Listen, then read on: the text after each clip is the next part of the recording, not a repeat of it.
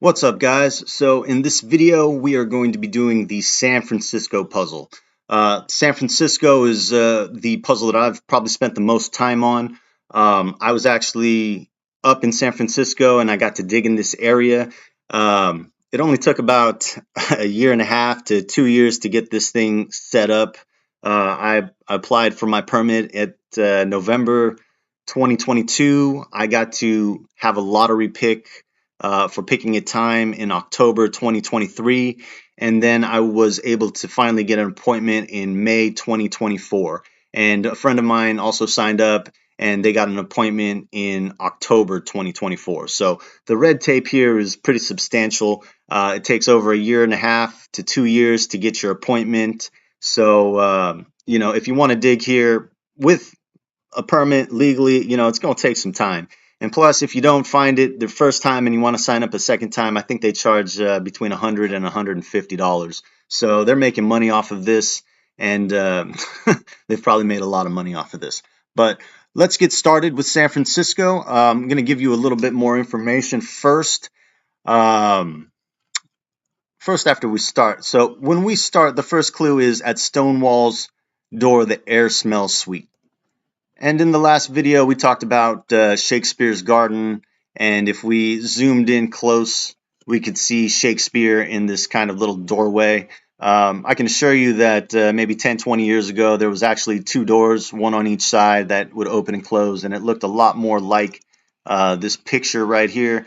If you want to take a look through the pictures, you could probably find one, but this is the door that is Shakespeare's Garden, and that's where we're going to start.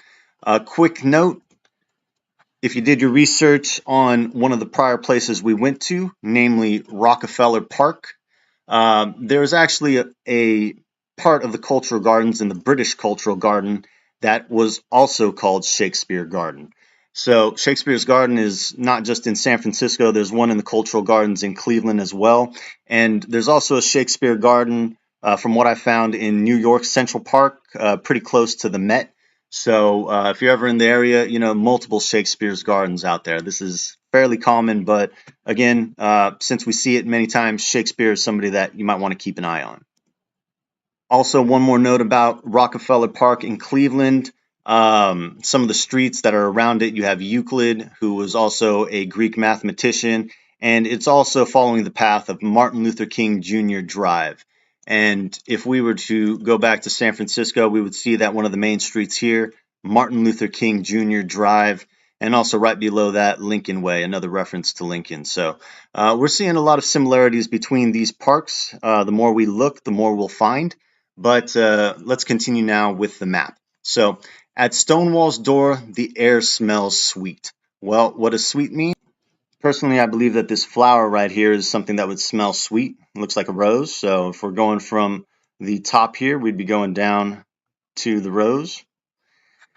Next, it says, not far away, high posts are three. Well, just below here, we have something that looks like a lamp post. So this could be the post right here.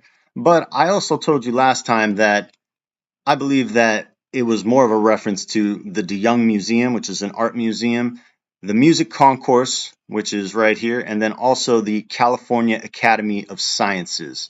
In the Chicago puzzle, we talked about the Symphony Hall or Symphony Tower, and here we have another reference to the Music Concourse, and we also talked about the Art Institute in Chicago. Here we actually have another art museum, so we're starting to see a little bit of a trend.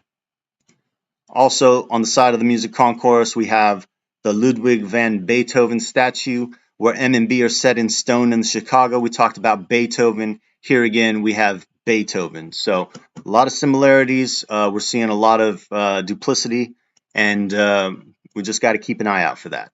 So we're at the post. High poster 3, that's something that's above this area right here. And if we were to look at the bottom of the dragon's tail, you can see that the museum, the concourse, the music concourse, and the California Academy of Science, 1, 2, 3, are very similar to the bottom of the dragon's tail. 1, 2, 3 off to the side. So if that's the case, that's what I believe. we're going to be going around the dragon's tail right here. So going around.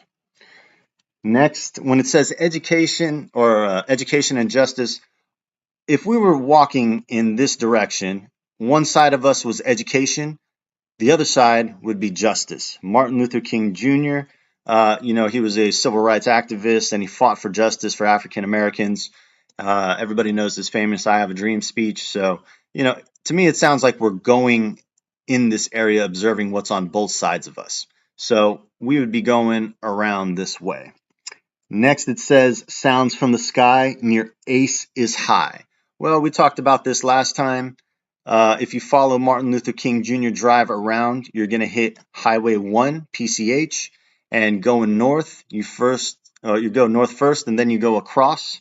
But that's also a reference to this little thing in the corner, Prayer Book Cross. And coming back to the map, when it says sounds from the sky near Ace is high, here we actually have an A right here. So if we're going north towards the sky, we'd be going past the Ace right here. And then running north, but first a cross. So a little bit more information about Prayer Book Cross. This cross right here was in commemoration of Sir Francis Drake's first coming to New Albion, which is just south of Point Reyes. They have Drake's Bay over there. And he came sometime in the 15th century.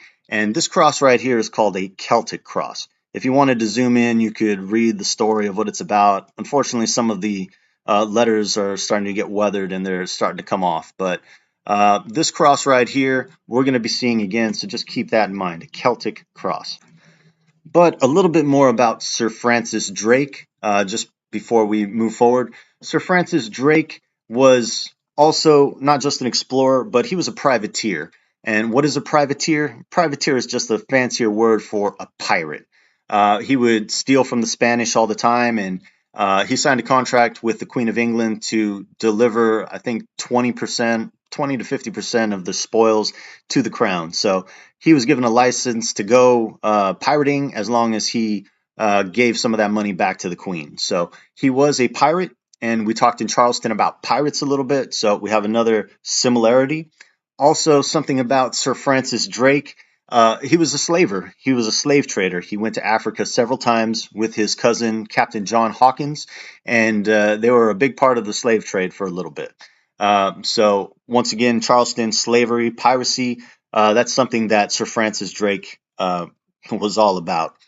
So there's another reference right there. But here we want to look back at our picture, and if we can just look right in the middle, it says running north but first across. All right, so if you could see the outline around the blue sleeves, all the blue right here, that kind of looks like a cross to me. And I believe that that's what the clue is. So we're running north, but first a cross. Here we have Prayer Book Cross, and also the main design of this Asian woman's outfit is in the shape of a cross. So what we're going to do is just go around the cross. All right.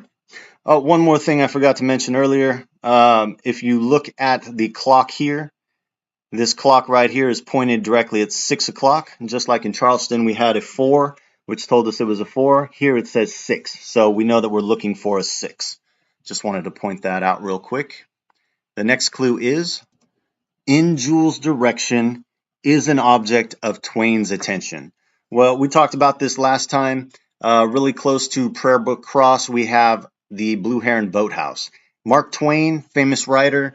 Everybody knows Mark Twain. You probably had to read Huck Finn back in high school. So in Huck Finn, Huck takes his slave Jim downriver on the raft. And so if we went to the Blue Heron Boathouse and we kind of went in this direction, we would end up kind of at this point right here. And if you look right here on the map, we kind of have something similar, a point in this direction.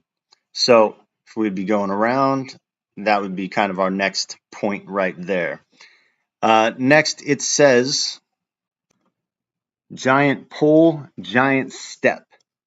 Well, I showed you guys last time if we put ourselves in position right about here, there is a giant staircase in this direction. at the end of this stair pole, it has like a little circular hook. Like if we were to look at the bottom of this rose right here, it kind of curls. That's what it does right here also. And if we were to look right here at the dragon's hand right here, that kind of looks like it's curling around. So if we were going around the bend and where the pole is right here, I believe that's the giant pole, and that little bit of the hand is kind of representative of the curl at the end. One thing I will say before I move further is this is kind of where I thought that the treasure would be on my first dig. Coming down the stairs, giant pole, giant steps, you come down to the place the cask is kept, and that would take you right here to this tree, which is a beautiful tree. It's got three trunks. If you remember earlier in the verse, it says Hyposta 3. This kind of fell in line with what I thought it might be, and I thought it could be buried here. I went in May 2024. I hired a ground penetrating expert to come, and what happened when I got there was that they had completely cleared this area right here. So there's nothing but dirt right here, and they cleared some of the surrounding area. Then what they did was they mulched the entire thing, and they put about 3 feet worth of mulch all around this tree right here. So it was impossible to dig when we got there. The ground penetrating radar guy, he did his best to look around, and we tried to prod through, but obviously if you got 3 feet worth of junk on top of this already flat area, it makes it really difficult to do anything, and ultimately we said that it probably wasn't there.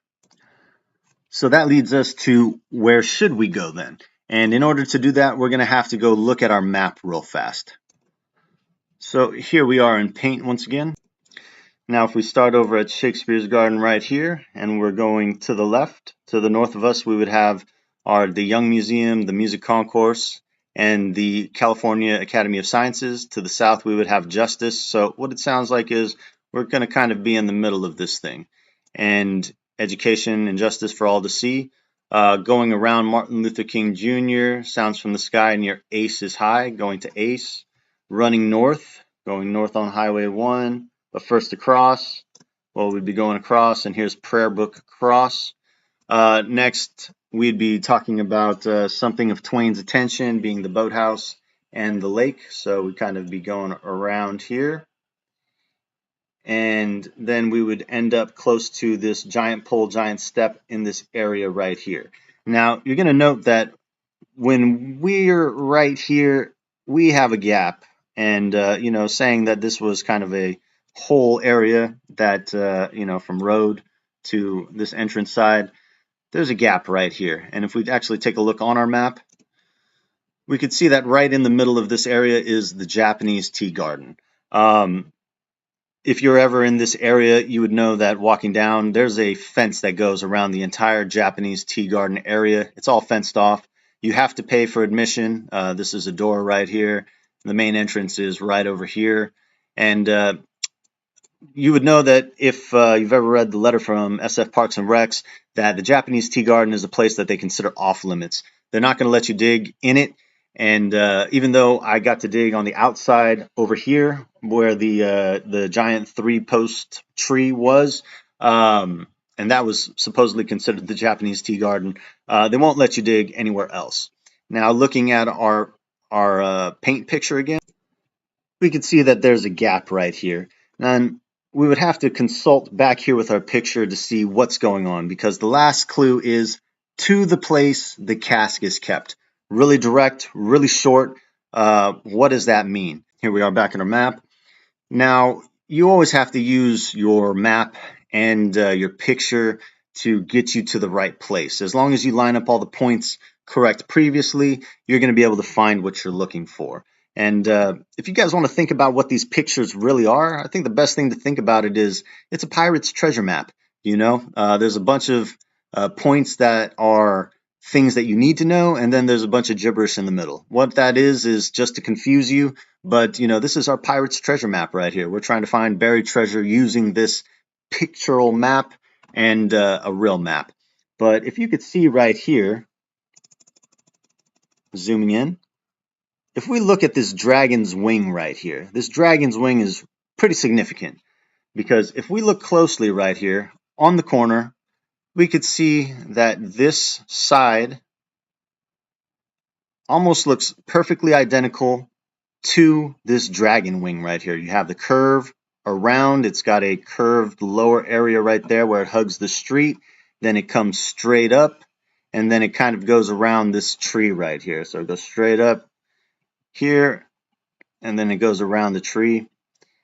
So, or maybe the tree's right there. But this is what I believe is the dragon wing right here. And if you follow the dragon wing, next you're going to have what some people call the strawberry right in the center. If you zoomed out, some people think that it's Strawberry Hill right here. But in this case, since we've already gotten to this small area right here, what we need to do is put boots on the ground. And if you look right here, there is, I want to say, a shrine of some kind. Here it has something that talks about Japanese immigrating and things that happened in internment camps, I believe. But there's a couple of things that you could read. But right here, this area right here, I'll try and put a better picture up for you. But this rock formation right here is very similar to this little strawberry heart area right where the wing is. It's got that, dotted, rocky look to it, very similar to this rock formation right here. And that is where I believe that, we're looking for the treasure. So if we were to zoom out and just went up, so you're going to this area right here, and then right where the heart is, that's right about where I think it is. If the dragon's heart is right under the little formation, you'd be looking somewhere right here. Unfortunately, when we tried to dig there in October, San Francisco Park and Rec said, no, you cannot dig here. This area is off limits. And we said, well, why is it off limits? And they said, well, it's part of the Japanese tea garden. And we tried to argue that the Japanese tea garden was inside of the fence, but SF Parks and Rec said, no, this whole area is technically the Japanese tea garden. I guess just because it has this little shrine right here. There's nothing else here except for grass. So, it doesn't seem like it's going to be that much of a thing to dig right here, but they forbid us to dig. And, one thing they did allow us to do is we got to use a prodder. So we prodded around. I did hire a ground penetrating expert on this trip too. His name's Kevin. He's from F3. If you guys ever need one, look him up, and definitely a cool guy. He can help you out. But we scanned the area and we did find some anomalies, which we used a prodder on. And, they were pretty hard in the beginning, but we managed to kind of crack through some of them. Whether they were rocks or something else, we don't know for sure because we weren't allowed to dig. The guy, he watched us the whole time. And he said, if you guys dig, you guys are in trouble. And, we kind of said, okay, well, we're not going to dig then. But he allowed us to prod. If I was a betting man, I'd say it's right here. And another reason for that is if you kind of zoom out and you were to look at this little shrine thing right here, does it match up perfectly with this woman's face? You could see like at the top, there's kind of like a point at the top, similar to this little thing right here. This could be the face, the shoulders, the arms sticking out, and, kind of the body. Whether that's the case, that's what me and my friend believed. Unfortunately, they're not going to let you dig, and that's kind of a problem with the whole digging for the secret nowadays. There's a lot of red tape. In San Francisco, they got a ton of homelessness, but they seem to care more about their parks more than cleaning up crime and whatnot. So it sucks. We weren't able to dig, but not deterred. We felt confident in this area. One thing I want to bring up, though, I used to live 20 years up in the Bay Area, live in Southern California now, but I was living in the Bay Area during 1989 during the Loma Prieta earthquake. And if you guys were alive and you remember that thing, I was in a car when it happened, and our car was bouncing up and down. If you guys ever been to Great America, it felt like riding on the Grizzly. The Grizzly is just really old and it just shakes. So, it felt like a roller coaster. And, the Bay Bridge collapsed. There was a lot of buildings that suffered incredible damage. If you've ever watched the movie San Francisco, it's a 1935 movie by Clark Gable. And if you ever want to watch that, they have a great scene at the end where they actually have an earthquake, the 1906 earthquake, and it shows you kind of the devastation that San Francisco experienced. So my question is, do you guys think that a 7.0 earthquake, do you think that would have affected this cask? Because I don't know what this thing is made out of, whether it's plaster or porcelain or whatever, but if you're shaking around in a 7.0 earthquake in a really confined area, unless they put bubble wrap around that thing, which I'm pretty sure they didn't do, there's a high possibility that this thing got shaken and it's just busted into little pieces. But maybe it's not. Maybe it's buried under this rock formation, like in Boston, where it was buried under home plate. Who knows? But for my money, I'm going to say that we're looking in this area for the treasure.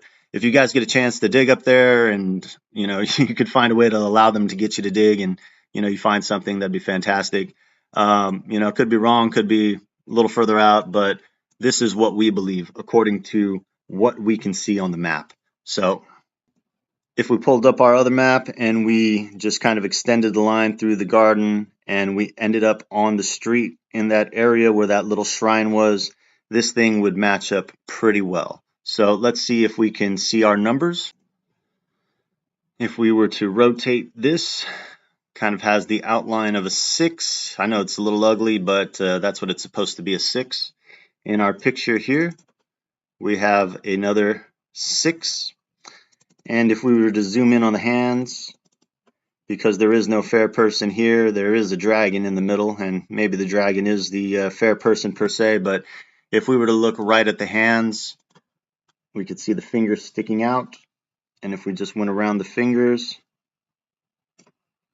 we got ourselves a 6. So looking for 6s is what we've been able to do here. We have an outline of a kind of rudimentary ugly 6, then we have more of a spiral 6, and in the hand we also have another 6. So that's what I believe the solution to be. Whether this cask will ever get dug up or whether it's shattered into a million pieces because of an earthquake, we may never know. But hopefully you guys enjoyed this video. We'll be doing Houston next, so we'll talk then. Thanks a lot for watching.